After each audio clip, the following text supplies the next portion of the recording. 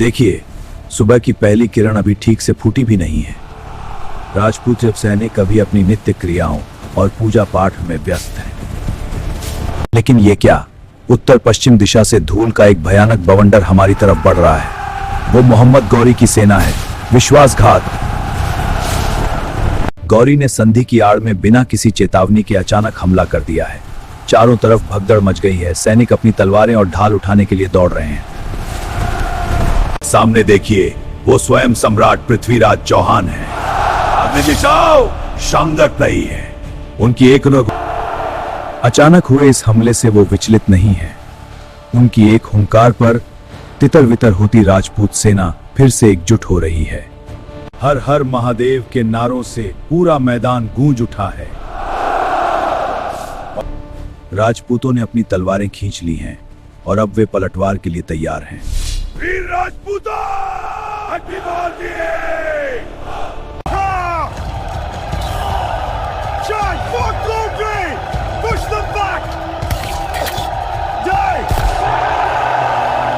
यह दृश्य रोंगटे खड़े कर देने वाला है। तलवारें ढालों से टकरा रही हैं, खून के फव्वारे छूट रहे हैं। राजपूत सैनिक अपनी जान की बाजी लगाकर लड़ रहे हैं।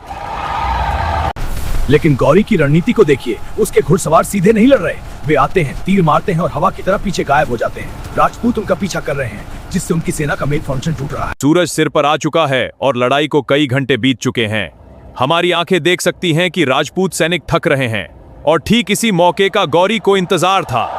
देखिए, मैदान के पीछे से गौरी की सबसे क्रूर और ताजादम सेना आगे बढ़ रही है। लोहे के कवच में लिपटे ये घुड़सवार थके हुए राजपूतों पर भूखे भेड़ियों की तरह टूट पड़े हैं। पासा पलट रहा है। स्थिति बहुत गंभीर हो चुकी है। चारों तरफ सिर्फ चीखें और सन्नाटा है। मैदान के वीर सेनापति गोविंद राय गिर चुके हैं। शत्रु चारों तरफ से घेर चुके हैं, लेकिन सम्राट पृथ्वीराज चौहान अंतिम सांस तक लोहा ले रहे हैं। ये रक्त रंजित संध्या उनकी वीरता का साक्षी है।